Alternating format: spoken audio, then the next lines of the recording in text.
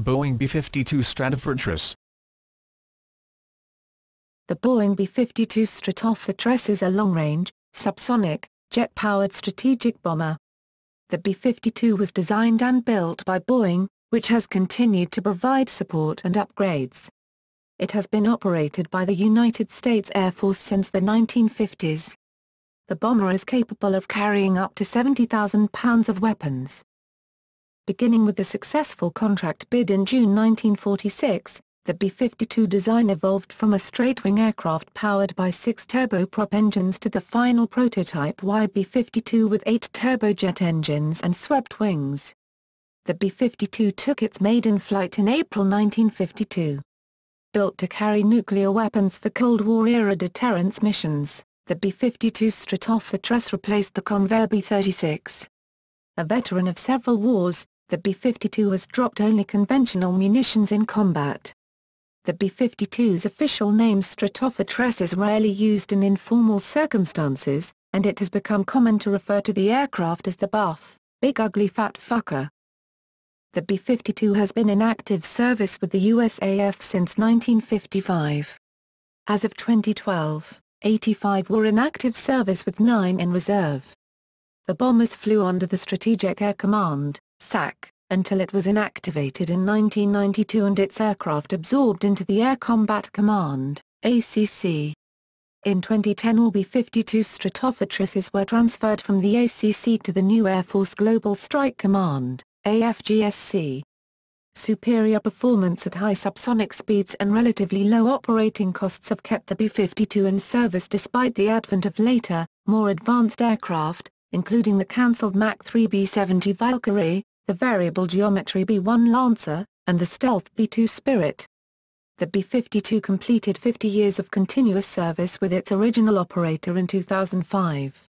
After being upgraded between 2013 and 2015, it is expected to serve into the 2040s.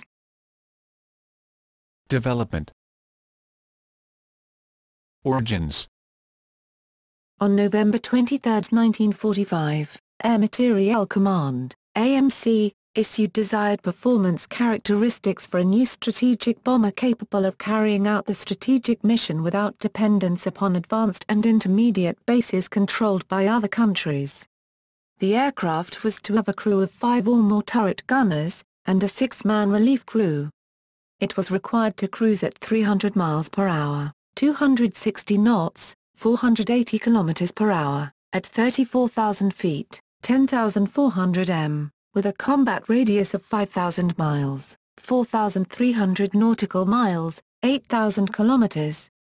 The armament was to consist of an unspecified number of 20 mm cannon and 10,000 pounds, 4,500 kilograms, of bombs.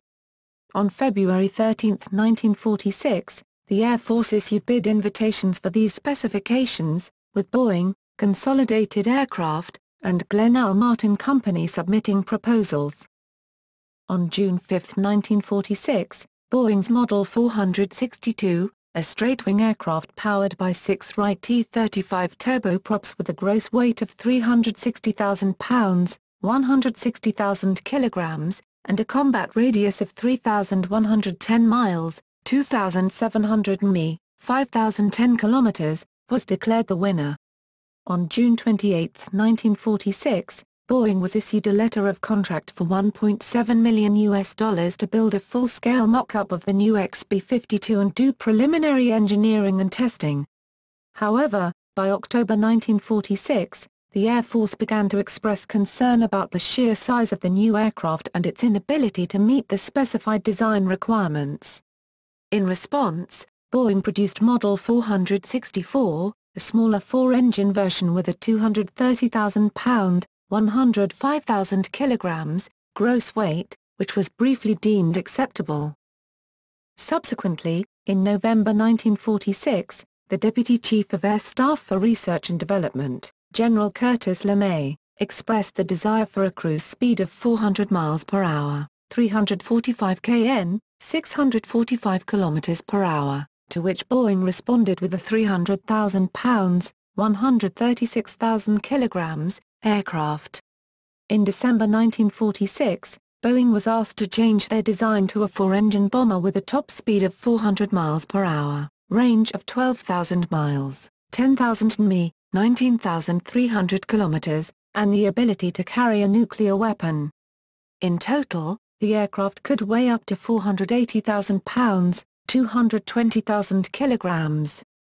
Boeing responded with two models powered by the T-35 turboprops.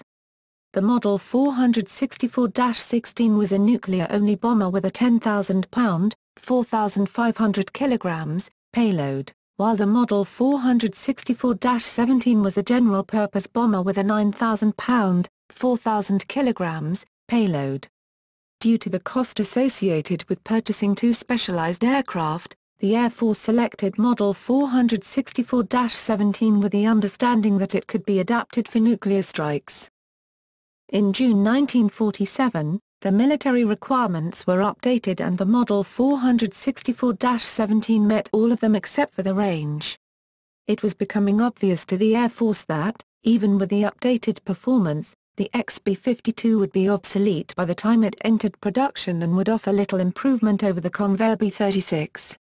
As a result, the entire project was postponed for 6 months. During this time, Boeing continued to perfect the design, which resulted in the Model 464-29 with a top speed of 455 miles per hour, 395 kn, 730 kilometers per hour, and a 5,000-mile range. In September 1947, the Heavy Bombardment Committee was convened to ascertain performance requirements for a nuclear bomber. Formalized on December 8, 1947, these requirements called for a top speed of 500 miles per hour, 440 kn, 800 kilometers per hour, and an 8,000-mile, 7,000 mi, 13,000 kilometers, range, far beyond the capabilities of 464-29. The outright cancellation of the Boeing contract on December 11, 1947 was staved off by a plea from its president William McPherson Allen to the Secretary of the Air Force Stuart Symington. Allen reasoned that the design was capable of being adapted to new aviation technology and more stringent requirements. In January 1948, Boeing was instructed to thoroughly explore recent technological innovations, including aerial refueling and the flying wing. Noting stability and control problems Northrop was experiencing with their YB-35 and YB-49 flying wing bombers, Boeing insisted on a conventional aircraft, and in April 1948 presented a $30 million $294 million today, proposal for design, construction, and testing of two Model 464-35 prototypes. The Model 464-35 design bore similarity to a later Tupolev design that was built for the Soviet Union, the Tupolev Tu-95 Bear strategic bomber. Further revisions during 1948 resulted in an aircraft with a top speed of 513 miles per hour, 445 kn, 825 kilometers per hour, at 35,000 feet, 10,700 m, a range of 6,909 miles, 6,005 mi, 11,125 kilometers, and a 280,000 pounds, 125,000 kilograms, gross weight, which included 10,000 pounds, 4,500 kilograms, of bombs and 19,875 U.S. gallons. 75,225 L, of fuel. Design effort. In May 1948, AMC asked Boeing to incorporate the previously discarded, but now more fuel-efficient, jet engine into the design. This resulted in Boeing developing yet another revision. In July 1948, Model 464-40 substituted Westinghouse J-40 turbojets for the turboprops. The Boeing engineers took the Model 464-40 study to the Air Force project officer, and he was favorably impressed, especially since he had already been thinking along similar lines. Nevertheless, the government was still concerned about the high fuel consumption rate of the jet engines of the day, and directed that Boeing still use the turboprop-powered Model 464-35 as the basis for the B-52. Although he agreed that turbojet propulsion was the future, General Howard A. Craig, Deputy Chief of Staff and Material, was not very keen on a jet-powered B-52, since he felt that the jet engine had still not progressed sufficiently to permit skipping an intermediate turboprop stage.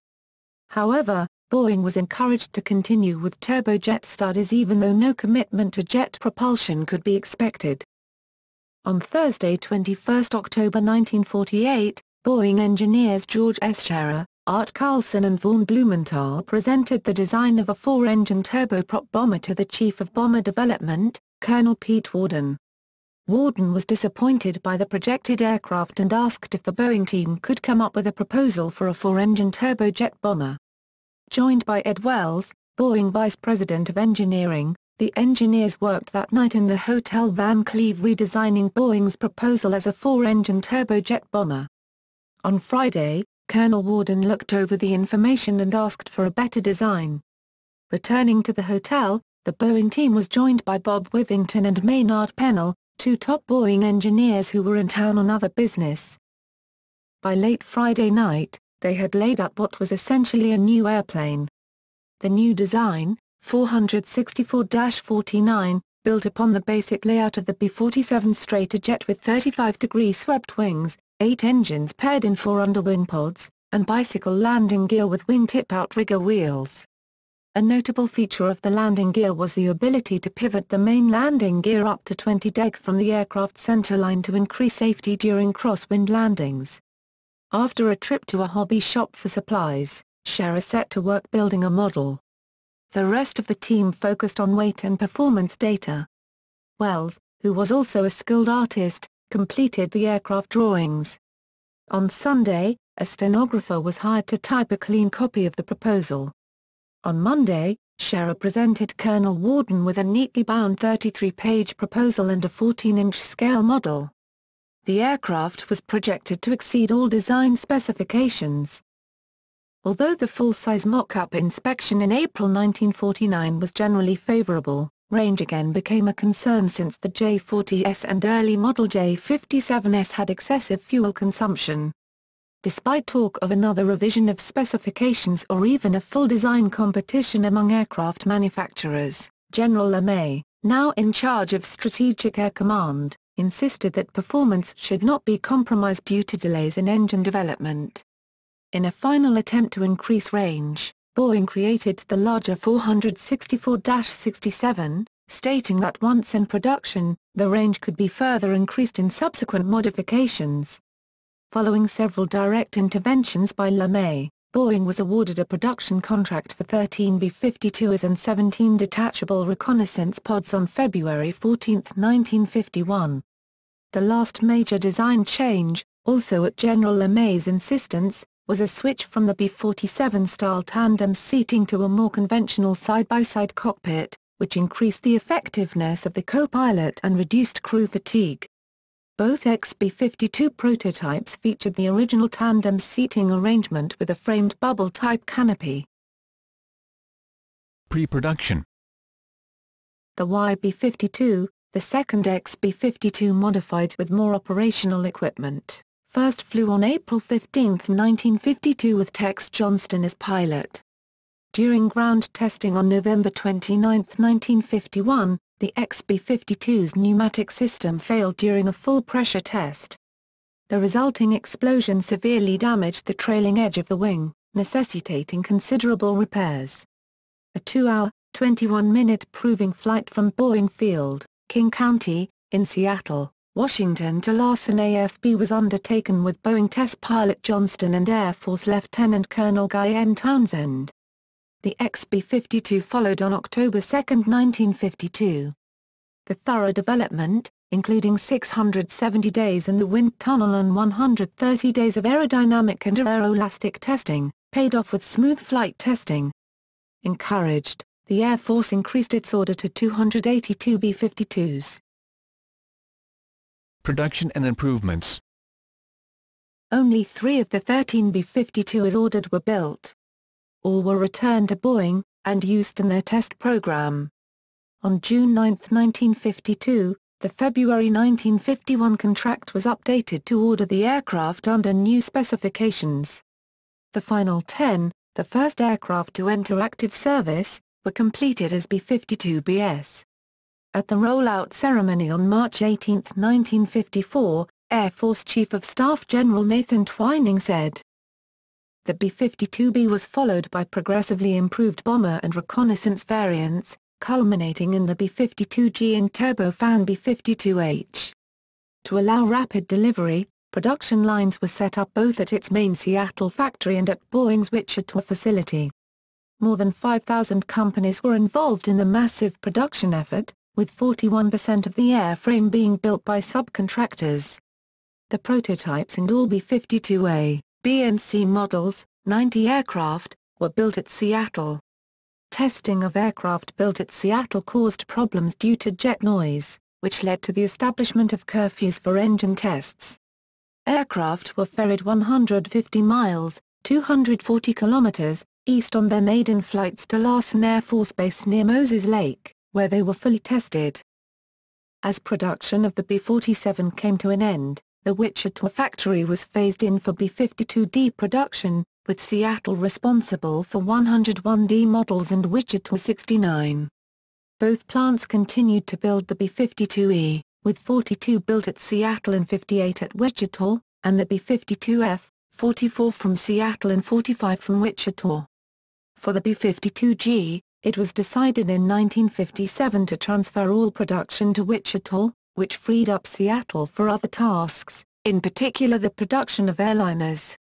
Production ended in 1962 with the B-52H, with 742 aircraft built, plus the original 2 prototypes. Design. Overview. The B-52 shared many technological similarities with the preceding Boeing B-47 Stratojet strategic bomber. The 2 aircraft utilized the same basic design, such as swept wings and podded jet engines, and the cabin included the crew ejection systems. On the B-52D, the pilots and electronic countermeasures, EDM, operator ejected upwards, while the lower deck crew ejected downwards. Until the B-52G, the gunner had to jettison the tail gun to bail out. Structural fatigue was accelerated by at least a factor of 8 in a low-altitude flight profile over that of high-altitude flying, requiring costly repairs to extend service life. In the early 1960s, the 3-phase high-stress program was launched to counter structural fatigue, enrolling aircraft at 2,000 flying hours. Follow-up programs were conducted, such as a 2,000-hour service life extension to select airframes in 1966 to 1968, and the extensive Pacer plank reskinning, completed in 1977. The wet wing introduced on G and H models was even more susceptible to fatigue, experiencing 60% more stress during flight than the old wing. The wings were modified by 1964 under ECP 1050. This was followed by a fuselage skin and longeron replacement, ECP 1185, in 1966, and the B-52 Stability Augmentation and Flight Control Program, ECP 1195, in 1967. Fuel leaks due to deteriorating Marmon clamps continued to plague all variants of the B-52. To this end, the aircraft was subjected to Blue Band, 1957, Hard Shell, 1958, and finally Quick Clip, 1958, programs. The latter fitted safety straps that prevented catastrophic loss of fuel in case of clamp failure. In September 2006, the B-52 became one of the first U.S. military aircraft to fly using alternative fuel. It took off from Edwards Air Force Base with a 50/50 blend of Fischer-Tropsch process, FT, synthetic fuel and conventional JP-8 jet fuel, which burned in 2 of the 8 engines. On December 15, 2006, a B-52 took off from Edwards with the synthetic fuel powering all 8 engines, the first time an Air Force aircraft was entirely powered by the blend. The 7-hour flight was considered a success. This program is part of the Department of Defense Assured Fuel Initiative, which aims to reduce crude oil usage and obtain half of its aviation fuel from alternative sources by 2016. On August 8, 2007, Air Force Secretary Michael Wynne certified the B-52H as fully approved to use the FT blend. Avionics. Ongoing problems with avionics systems were addressed in the Jollywell program, completed in 1964, which improved components of the ANASQ-38 bombing navigational computer and the terrain computer. The MIDREC, malfunction detection and recording, upgrade fitted to most aircraft by 1965 could detect failures in avionics and weapons computer systems, and was essential in monitoring the Hound Dog missiles. The electronic countermeasures capability of the B-52 was expanded with Rivet Rambler, 1971, and Rivet Ace, 1973. To improve operations at low altitude, the ANASQ-151 Electro-Optical Viewing System, EVS, which consisted of a low-light level television, LLL-TV, and a forward-looking infrared, FLIR, system mounted in blisters under the noses of B-52GS and HS between 1972 and 1976. The navigational capabilities of the B-52 were later augmented with the addition of GPS in the 1980s. The IBM April 101, also used on the Rockwell B-1 Lancer bomber and the Space Shuttle, was the B-52's main computer. In 2007 the Lightning targeting pod was fitted, which increased the effectiveness of the aircraft in the attack of ground targets with a variety of standoff weapons, using laser guidance, a high-resolution forward-looking infrared sensor, FLIR, and a CCD camera used to obtain target imagery. Lightning pods have been fitted to a wide variety of other U.S. aircraft, such as the McDonnell Douglas F/A-18 Hornet, the General Dynamics F-16 Fighting Falcon and the McDonnell Douglas Avenue 8B Harrier II. Armament. The ability to carry up to 20 AGM-69 SRAM nuclear missiles was added to G&H models, starting in 1971. To further improve the B-52's offensive ability, air-launched cruise missiles, ALCMs, were fitted. After testing of both the Air Force-backed Boeing AGM-86 and the Navy-backed General Dynamics AGM-109 Tomahawk, the AGM-86B was selected for operation by the B-52, and ultimately by the B-1 Lancer. A total of 194 B-52GS and HS were modified to carry AGM-86s, carrying 12 missiles on underwing pylons, with 82 B-52HS further modified to carry another 8 missiles on a rotary launcher fitted in the aircraft's bomb bay. To conform with SALT II treaty requirements that cruise missile-capable aircraft be readily identifiable by reconnaissance satellites, the cruise missile-armed B-52GS were modified with a distinctive wing root fairing. As all B-52HS were assumed modified, no visual modification of these aircraft was required. In 1990, the stealthy AGM-129 ACM cruise missile entered service. Although intended to replace the AGM-86, a high cost in the Cold War's end led to only 450 being produced. Unlike the AGM-86, no conventional, non-nuclear, version was built. The B-52 was to have been modified to utilize Northrop Grumman's AGM-137 TSSAM weapon.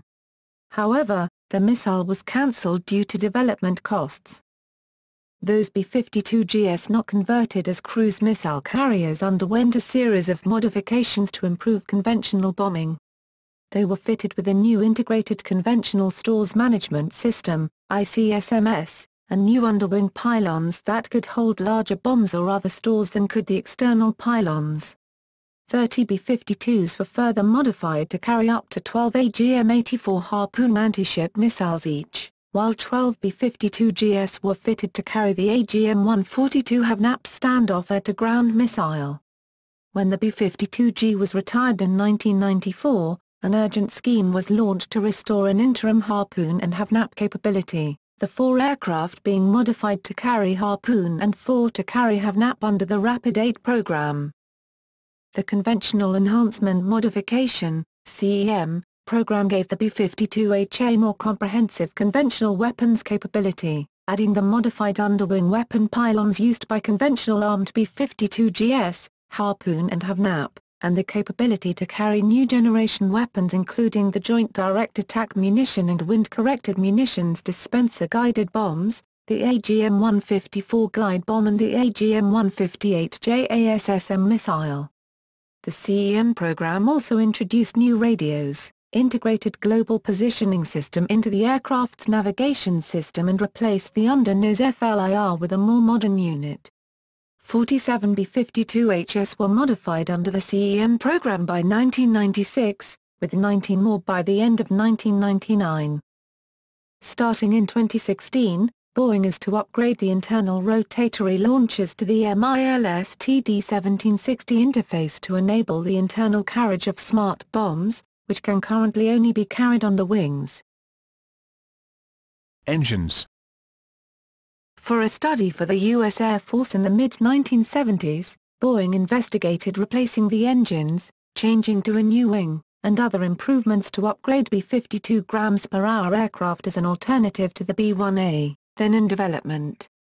Boeing later suggested re-engineering the B-52H fleet with the Rolls-Royce RB211 535E-4. This would involve replacing the 8 Pratt & Whitney TF-33S, total thrust 8x 17,000 pounds, with 4 RB211s, total thrust 4x 37,400 pounds, which would increase range and reduce fuel consumption, at a cost of approximately $2.56 billion for the whole fleet, 71 aircraft at $36 million each. A Government Accountability Office study concluded that Boeing's estimated savings of $4.7 billion would not be realized and that it would cost $1.3 billion over keeping the existing engines, citing significant upfront procurement and retooling expenditure, as well as the RB211's higher maintenance cost. The GAO report was subsequently disputed in a Defense Sciences Board report in 2003. The Air Force was urged to re-engine the aircraft without delay. Further, the DSB report stated the program would have significant savings, reduce greenhouse gas emissions, and increase aircraft range and endurance, in line with the conclusions of a separate Congress-funded study conducted in 2003. The re-engineering has not been approved as of 2013. Costs. Costs per aircraft. Note: the original costs were in approximate 1955 United States dollars. Figures in tables noted with current have been adjusted for inflation to the current calendar year. Operational history. Introduction. Although the B-52A was the first production variant, these aircraft were used only in testing. The first operational version was the B-52B that had been developed in parallel with the prototype since 1951. First flying in December 1954, B-52B, AF serial number 52-8711, entered operational service with 93rd Heavy Bombardment Wing, 93rd BW, at Castle Air Force Base, California, on June 29, 1955. The wing became operational on March 12, 1956. The training for B-52 crews consisted of 5 weeks of ground school and 4 weeks of flying, accumulating 35 to 50 hours in the air. The new B-52Bs replaced operational B-36s on a 1-to-1 basis. Early operations were problematic. In addition to supply problems, technical issues also struck. Ramps and taxiways deteriorated under the aircraft's weight, the fuel system was prone to leaks and icing, and bombing and fire control computers were unreliable. The two-story cockpit presented a unique climate control problem. The pilot's cockpit was heated by sunlight while the observer and the navigator on the bottom deck sat on the ice-cold floor. Thus, a comfortable temperature setting for the pilots caused the other crew members to freeze, while a comfortable temperature for the bottom crew caused the pilots to overheat. The J-57 engines proved unreliable. Alternator failure caused the first fatal B-52 crash in February 1956. As a result, the fleet was briefly grounded. In July, fuel and hydraulic issues grounded the B-52s again. In response to maintenance issues, the Air Force set up Skyspeed teams of 50 contractors at each B-52 base to perform maintenance and routine checkups, taking an average of 1 week per aircraft.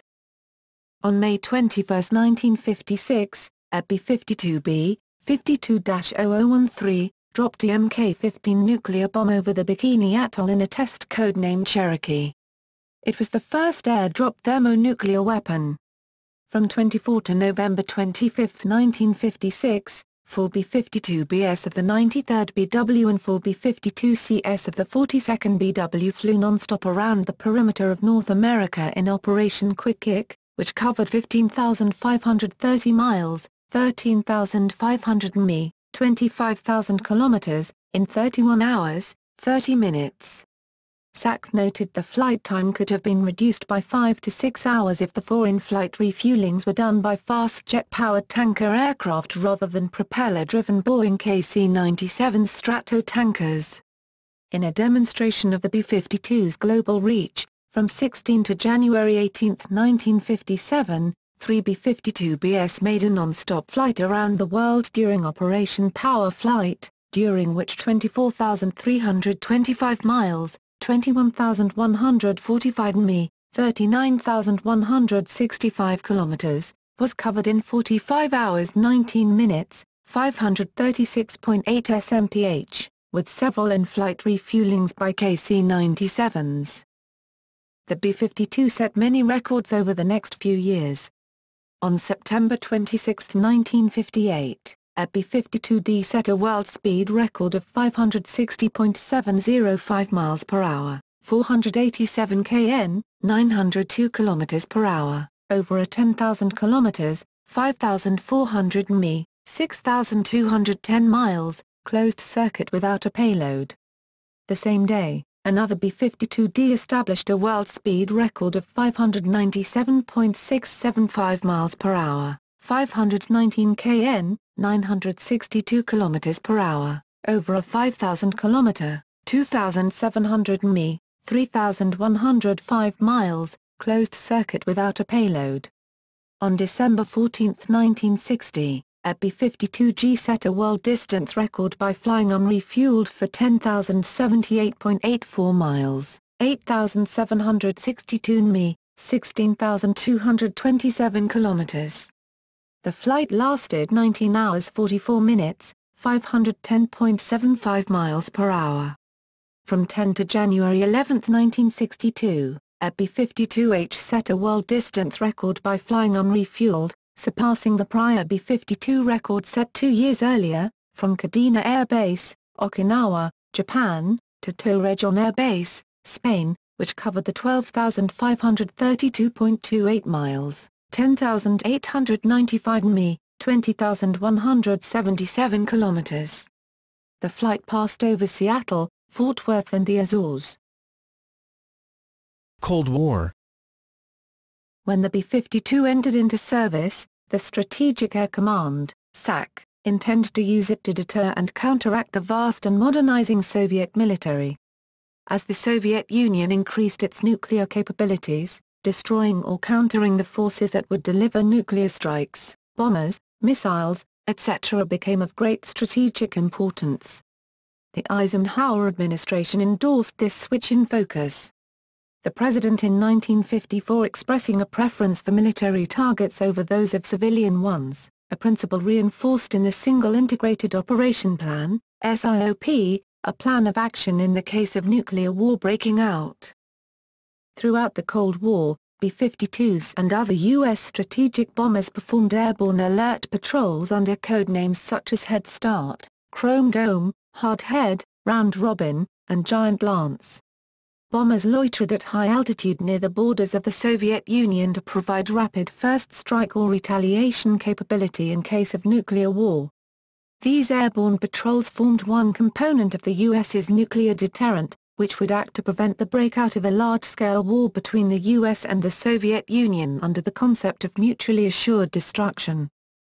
Due to the late 1950s-era threat of surface-to-air missiles, SAMs, that could threaten high-altitude aircraft, seen in practice in the 1960 U-2 incident, the intended use of B-52 was changed to serve as a low-level penetration bomber during a foreseen attack upon the Soviet Union, as terrain masking provided an effective method of avoiding radar and thus the threat of the SAMs. Although never intended for the low-level role, the B-52's flexibility allowed it to outlast several intended successors as the nature of aerial warfare changed. The B-52's large airframe enabled the addition of multiple design improvements, new equipment, and other adaptations over its service life. In November 1959, to improve the aircraft's combat capabilities in the changing strategic environment, SAC initiated the Big Four Modification Program, also known as Modification 1000, for all operational B-52s except early B models. The program was completed by 1963. The four modifications were the ability to launch AGM-28 Hound Dog standoff nuclear missiles and ADM-20 Quail decoys, an advanced electronic countermeasures (ECM) suite, and upgrades to perform the all-weather, low-altitude, below 500 feet or 150 m, interdiction mission in the face of advancing Soviet missile-based air defenses. In the 1960s, there were concerns over the fleet's capable lifespan. Several projects beyond the B-52, the Convair B-58 Hustler and North American XB-70 Valkyrie, had either been aborted or proved disappointing in light of changing requirements, which left the older B-52 as the main bomber as opposed to the planned successive aircraft models. On February 19, 1965, General Curtis E. LeMay testified to Congress that the lack of a follow-up bomber project to the B-52 raised the danger that, the B-52 is going to fall apart on us before we can get a replacement for it. Other aircraft, such as the General Dynamics F-111 Aardvark, later complemented the B-52 in roles the aircraft was not as capable in, such as missions involving high-speed, low-level penetration dashes. Vietnam War. With the escalating situation in Southeast Asia, 28 B-52Fs were fitted with external racks for 24x 750 pound, 340 kilograms, bombs under Project South Bay in June 1964. An additional 46 aircraft received similar modifications under Project Sunbath. In March 1965, the United States commenced Operation Rolling Thunder. The first combat mission, Operation Arcade Light, was flown by B-52Fs on June 18, 1965, when 30 bombers of the 9th and 441st Bombardment Squadron struck a communist stronghold near the Ben Cat district in South Vietnam. The first wave of bombers arrived too early at a designated rendezvous point, and while maneuvering to maintain station, two B-52s collided, which resulted in the loss of both bombers and 8 crewmen. The remaining bombers, minus one more that turned back due to mechanical problems, continued towards the target. 27 Stratofortresses dropped on a 1 mile by 2 mile target box from between 19,000 and 22,000 feet, a little more than 50% of the bombs falling within the target zone. The force returned to Anderson AFB except for one bomber with electrical problems that recovered to Clark AFB, the mission having lasted 13 hours. Post-strike assessment by teams of South Vietnamese troops with American advisors found evidence that the VC had departed the area before the raid, and it was suspected that infiltration of the South's forces may have tipped off the North because of the ARVN troops involved in the post-strike inspection. Beginning in late 1965, a number of B-52DS underwent big belly modifications to increase bomb capacity for carpet bombings. While the external payload remained at 24 500-pound, 227 kilograms, or 750 pound, 340 kilograms, bombs, the internal capacity increased from 27 to 84 500-pound bombs or from 27 to 42 750-pound bombs. The modification created enough capacity for a total of 60,000 pounds, 27,215 kilograms, in 108 bombs. Thus modified, B-52DS could carry 22,000 pounds, 9,980 kilograms, more than B-52FS. Designed to replace B-52FS, modified B-52DS entered combat in April 1966 flying from Andersen Air Force Base, Guam. Each bombing mission lasted 10 to 12 hours with an aerial refueling by KC-135 Stratotankers. In spring 1967, the aircraft began flying from Utapay Airfield in Thailand, giving the aircraft the advantage of not requiring in-flight refueling. On November 22, 1972, a B-52D, B-52-0110, from Utah was hit by a surface-to-air missile, SAM, while on a raid over Vin. The crew was forced to abandon the damaged aircraft over Thailand. This was the first B-52 destroyed by hostile fire. In total, 31 B-52s were lost during the war, which included 10 B-52s shot down over North Vietnam. The zenith of B-52 attacks in Vietnam was Operation Linebacker II, sometimes referred to as the Christmas bombing, which consisted of waves of B-52s, mostly D models, but some GS without jamming equipment and with a smaller bomb load. Over 12 days, B-52s flew 729 sorties and dropped 15,237 tons of bombs on Hanoi, Haiphong, and other targets. Originally 42 B-52s were committed to the war. However, numbers were frequently twice this figure. During Operation Linebacker I, 15 B-52s were shot down, 5 were heavily damaged, 1 crashed in Laos, and 5 suffered medium damage. A total of 25 crewmen were killed in these losses. North Vietnam claimed 34 B-52s were shot down. Air-to-air victories. During the Vietnam War, B-52D tail gunners were credited with shooting down 2 MiG-21 fish beds. On December 18, 1972, tail gunner Staff Sergeant Samuel O. Turner's B-52 had just completed a bomb run for Operation Linebacker II and was turning away when a North Vietnamese Air Force MiG-21 approached. The MiG and the B-52 locked onto one another. When the fighter drew within range, Turner fired his quad, 4 guns on one mounting, .50 caliber machine guns. The MiG exploded after the bomber, a victory confirmed by Master Sergeant Louis E. LeBlance, the tail gunner in a nearby Stratofortress. Turner received a Silver Star for his actions. His B-52, tail number 55-0676, is preserved on display with air-to-air kill markings at Fairchild AFB in Spokane, Washington. On December 24, 1972, during the same bombing campaign, the B-52 Diamond Lil was headed to bomb the Thai Nguyen Railroad yards when tailgunner Airman First Class Albert E. Moore spotted a fast-approaching MiG-21. Moore opened fire with his quad 50s at 4,000 yards, 3,700 m, and kept shooting until the fighter disappeared from his scope.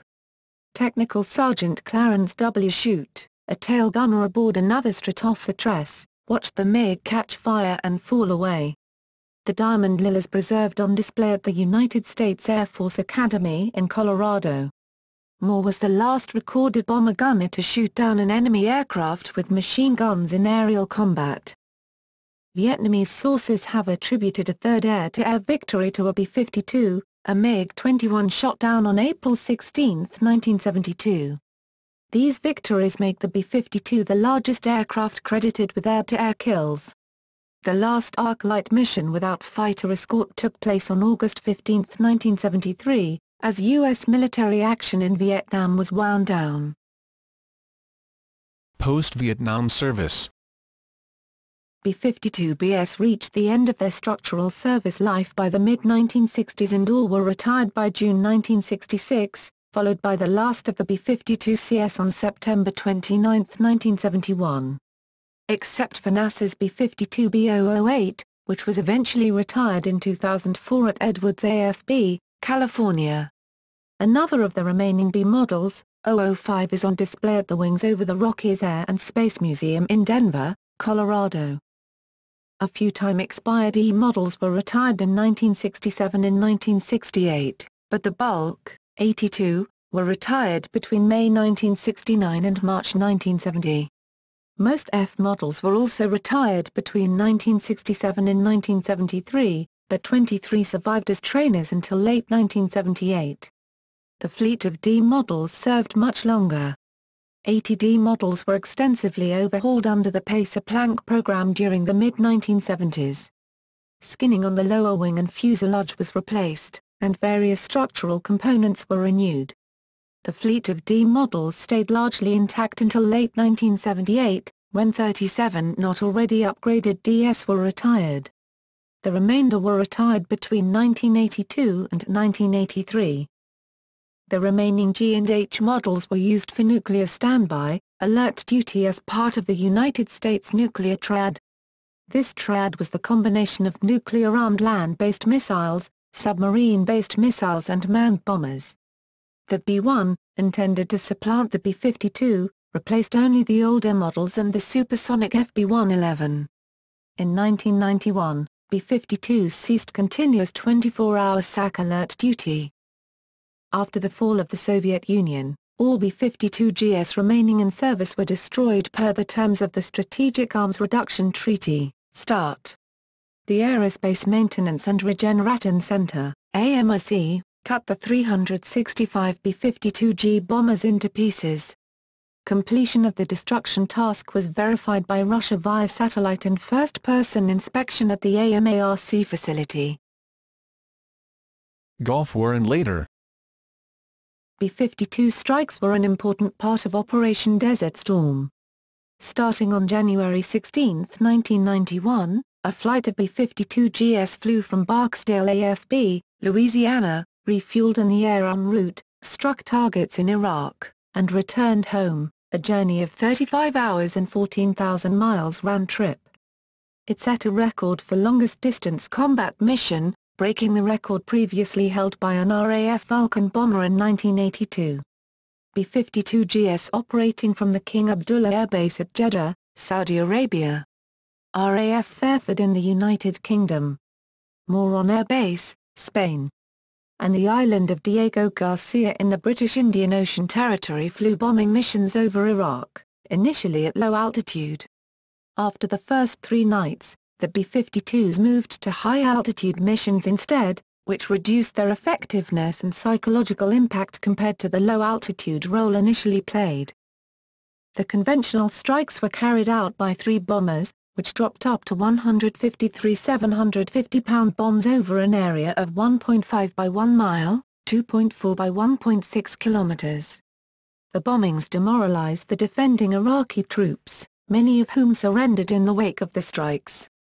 In 1999, the science and technology magazine Popular Mechanics described the B-52's role in the conflict. The BAF's value was made clear during the Gulf War on Desert Fox. The B-52 turned out the lights in Baghdad. During Operation Desert Storm, B-52s flew about 1,620 sorties, and delivered 40% of the weapons dropped by coalition forces. During the conflict, several claims of Iraqi air-to-air successes were made, including an Iraqi pilot, Khidi Hijab, who allegedly fired a Vimpula-27 missile from his MiG-29 and damaged a B-52G on the opening night of the Gulf War. However, the U.S. Air Force disputes this claim, stating the bomber was actually hit by friendly fire, an AGM-88 high-speed, anti-radiation missile, HARM, that homed on the fire control radar of the B-52's tail gun. The jet was subsequently renamed in harm's way. Shortly following this incident, General George Lee Butler announced that the gunner position on B-52 crews would be eliminated, and the gun turrets permanently deactivated, commencing on October 1, 1991. From 2 to September 3, 1996, 2 B-52H bombers conducted a mission as part of Operation Desert Strike. The B-52 struck Baghdad power stations and communications facilities with 13 AGM-86C conventional air-launched cruise missiles, CALCM, during a 34-hour, 16,000-mile round-trip mission from Andersen AFB, Guam, the longest distance ever flown for a combat mission. Since the mid-1990s, the B-52H has been the only variant remaining in military service. It is currently stationed at Minot Air Force Base, ND, 5th Bomb Wing, Barksdale Air Force Base, LA, 2nd Bomb Wing, Active Air Force, and 307th Bomb Wing, Air Force Reserve Command. One B-52H is assigned to Edwards Air Force Base and is used by Air Force Material Command at the Air Force Flight Test Center. An additional B-52H is controlled by NASA as part of the Heavy Lift Airborne Launch Program. On March 24, 1999, when Operation Allied Force began, B-52 bombers bombarded Serb targets throughout the Federal Republic of Yugoslavia, including during the Battle of Kosair. The B-52 contributed to Operation Enduring Freedom in 2001, Afghanistan Southwest Asia, providing the ability to loiter high above the battlefield and provide close air support, CAS, through the use of precision-guided munitions, a mission which previously would have been restricted to fighter and ground attack aircraft. In late 2001, 10 B-52s dropped a third of the bomb tonnage in Afghanistan. B-52s also played a role in Operation Iraqi Freedom, which commenced on March 20, 2003, Iraq Southwest Asia. On the night of March 21, 2003, B-52HS launched at least 100 AGM-86C CALCMs at targets within Iraq. In August 2007, a B-52H ferrying AGM-129 ACM cruise missiles from Minot Air Force Base to Barksdale Air Force Base for dismantling was mistakenly loaded with 6 missiles with their nuclear warheads. The weapons did not leave USAF custody and was secured at Barksdale. As of January 2013, 78 of the original 744 B-52 aircraft were operational in the U.S. Air Force.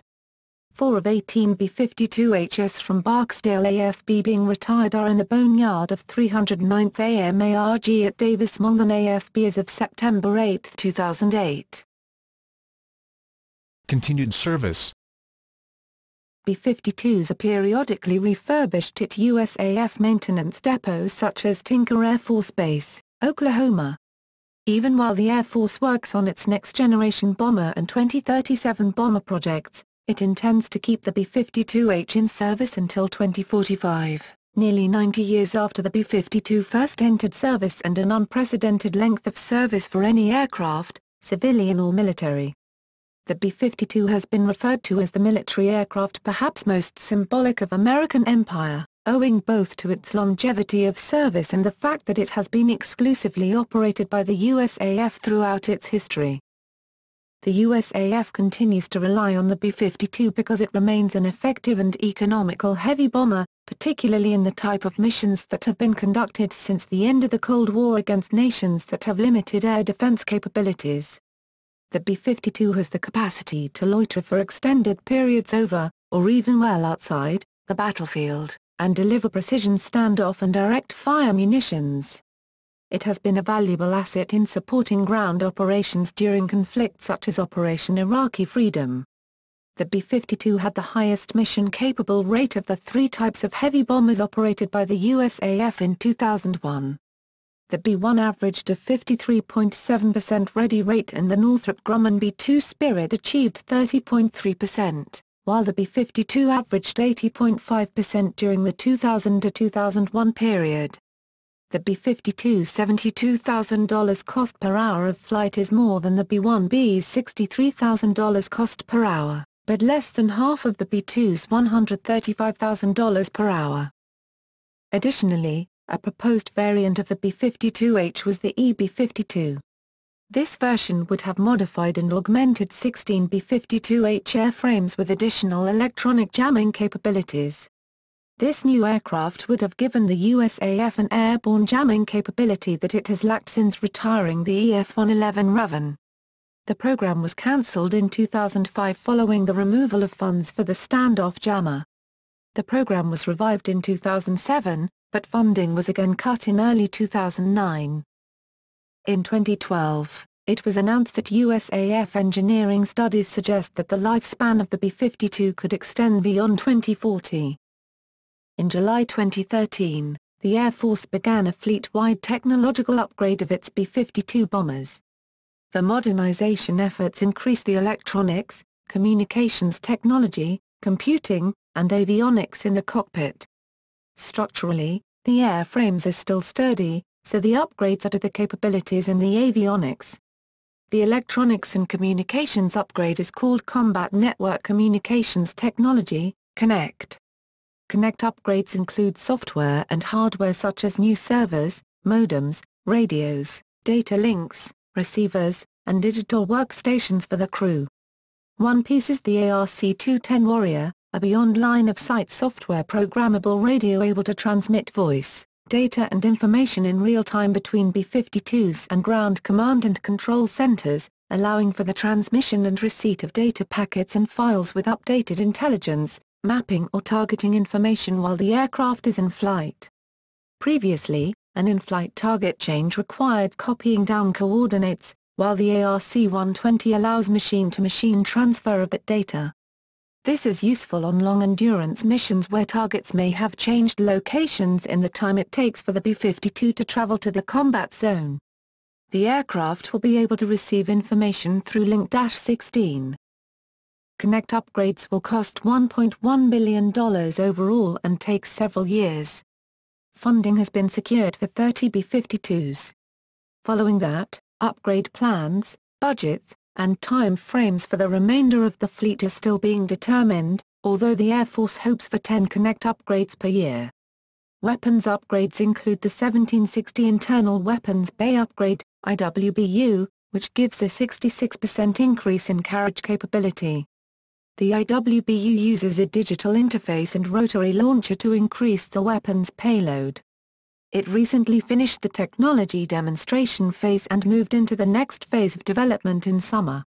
The IWBU effort is expected to cost roughly $313 million Bahamian dollars. 52 airframes may hold up beyond 2040, and these upgrades seek to maximize its usefulness, even with the long-range strike bomber expected to enter service in the mid-2020s. The 1760 IWBU will allow the B-52 to carry the AGM-158B JASSME and the ADM-160C MALJ. The government has awarded a contract to Boeing for 6 of the systems, for delivery by April 2016. After those have been installed and tested, a new contract will be awarded for procurement of an additional 38 units. All 1760 IWBUs should be online by October 2017.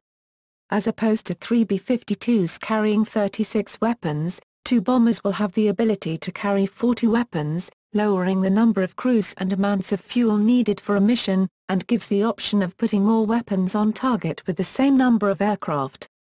The 1760 IWBU allows precision-guided weapons to be deployed from inside the weapons bay, increasing the number of guided weapons a B-52 can carry and reducing the need for guided bombs to be carried externally on wing hardpoints.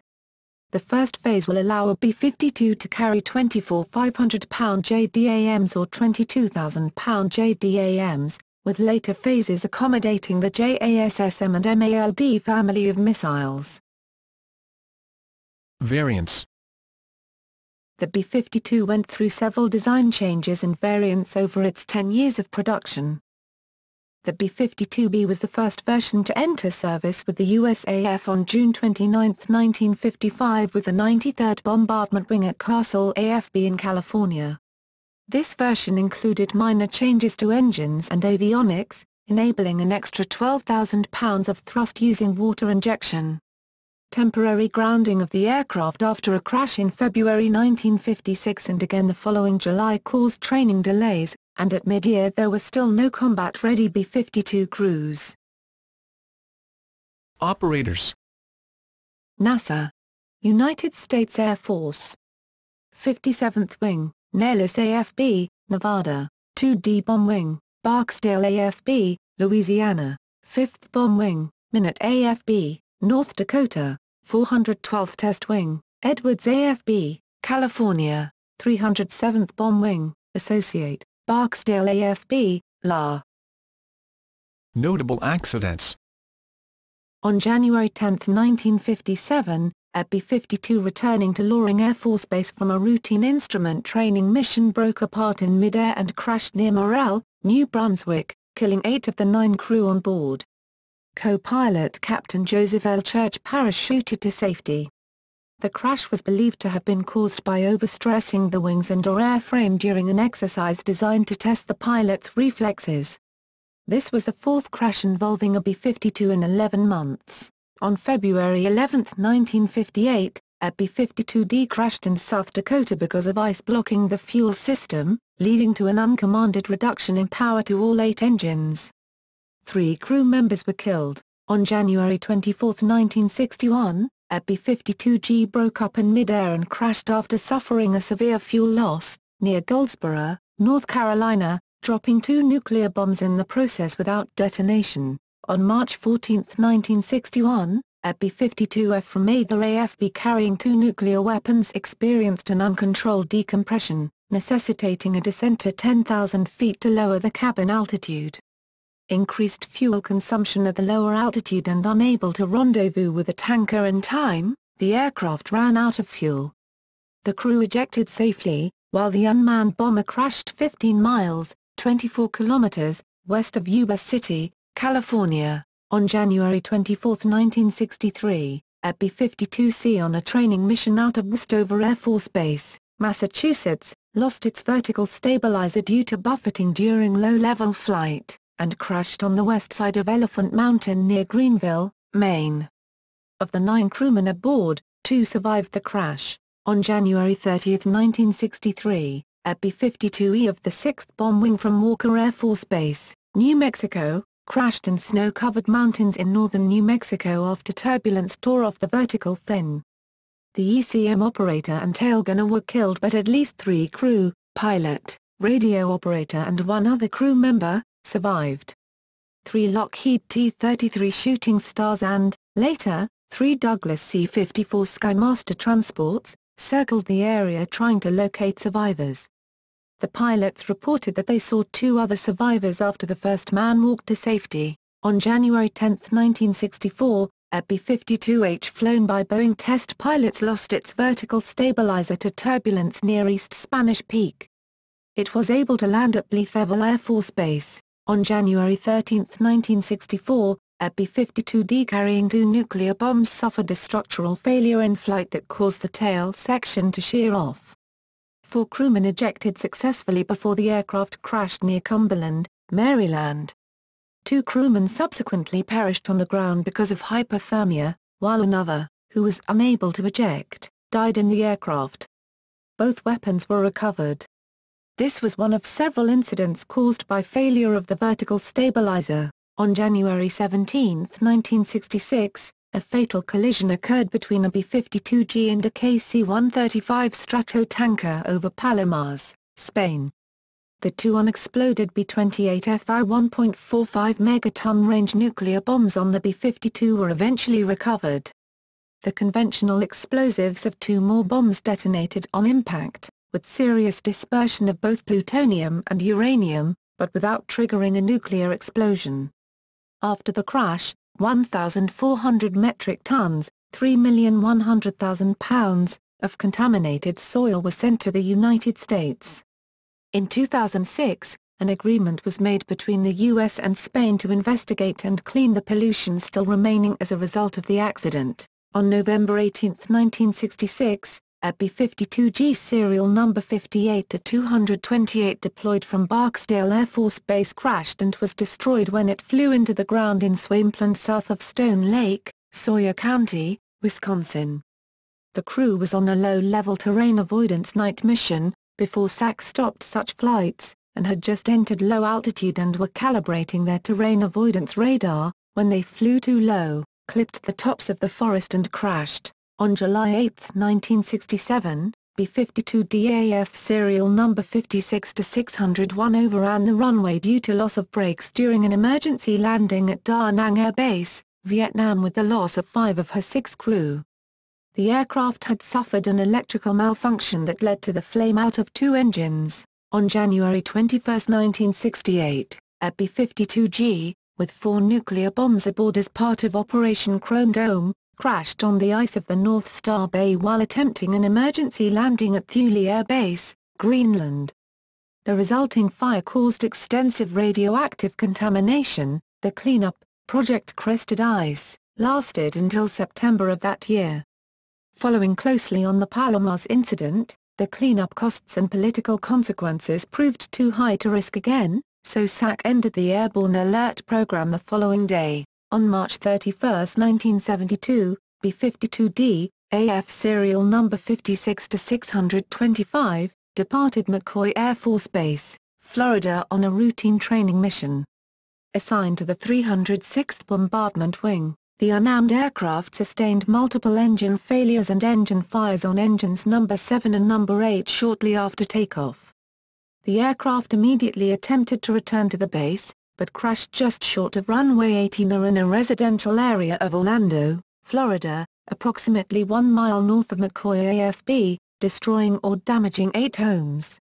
The flight crew of 7 airmen and 1 civilian in the ground were killed. On October 30, 1981, B-52D, AF serial number 55-78, assigned to the 22D bomb wing, March AFB, CA, impacted the ground 9 miles east of La Junta, Colorado during a night low-level training mission. All 8 crew members on board were killed, 6 crew and 2 maintainers. Sortie departed March AFB with a planned recovering at Carswell AFB, TX. On December 16, 1982, B-52G, AF serial number 57-6482, assigned to 328th BS, 93rd BW, Castle AFB, CA, was participating in a minimum interval takeoff, MITO. 12 seconds between each aircraft on takeoff, from Mather AFB, CAR. The incident aircraft was in the number 2 position of a 3-ship cell. The B-52G was equipped with water injection to give additional thrust on takeoff. The lead aircraft was dry, and did not utilize thrust augmentation. The incident aircraft was wet, and did use the thrust augmentation system. During the takeoff, the incident aircraft rapidly started to overtake the lead aircraft. The incident aircraft pilot retarded the throttles, rapidly causing flame out of 4 engines. The aircraft then stalled, leading to impact with the ground. 9 crew members were killed. There were no fatalities on the ground. On October 16, 1984, B-52G, AF serial number 57-6479, assigned to the 92D bomb wing, Fairchild AFB, WA, clipped its wing on Hunts Mesa, an outcropping in Monument Valley, Arizona, and crashed, sending a fireball high into the air. 2 of the 7 crew perished in the crash, including Colonel William Ivey, the wing's deputy commander. On February 2, 1991, B-52G Hulk 46, assigned to the 4,300th Bomb Wing, Provisional, Diego Garcia, British Indian Ocean Territory, BIOT, crashed while returning from a bombing mission in Iraq during the Persian Gulf War. The crash was eventually blamed on a catastrophic failure of the aircraft's electrical system. 3 of the 6 crew members on board were killed. On June 24, 1994, B-52H ZAR 52, AF serial number 61-26 crashed at Fairchild Air Force Base, Washington, during practice for an air show. All 4 crew members died in the accident. On July 21, 2008, a B-52H, RAID 21, AF serial number 60-53, deployed from Barksdale Air Force Base, Louisiana to Anderson Air Force Base, Guam, crashed approximately 25 miles, 40 kilometers, off the coast of Guam. All 6 crew members were killed, 5 standard crew members and a flight surgeon. Survivors. There are many B-52s still in use and others on static display at USAF bases and museums around the world. Specifications: B-52H. General characteristics. Crew, 5, pilot, co-pilot, radar navigator, bombardier, navigator, and electronic warfare officer. Originally, there was an additional crew member, the tail gunner. This position was eliminated with removal of the tail gun in 1991. Length, 159 feet 4 inches, 48.5 m. Wingspan, 185 feet 0 in, 56.4 m. Height, 40 feet 8 in, 12.4 m. Wing area, 4,000 square feet, 370 m2. Airfoil, NACA 63A 219.3 mod. Route, NACA 65A 209.5 tip. Empty weight, 185,000 pounds, 83,250 kilograms. Loaded weight, 265,000 pounds, 120,000 kilograms. Max takeoff weight, 488,000 pounds, 220,000 kilograms. Power plant, 8x Pratt & Whitney TF33P3 100/3 turbofans, 17,000-pound forces, 76 kilonewtons, each. Fuel capacity, 47,975 US gal, 39,948 imp gal. 181,610 L, 0 lift drag coefficient, 0.0119, estimated, drag area, 47.60 square feet, 4.42 m2, aspect ratio, 8.56. Performance. Maximum speed, 560 carats, 650 miles per hour, 1,047 kilometers per hour.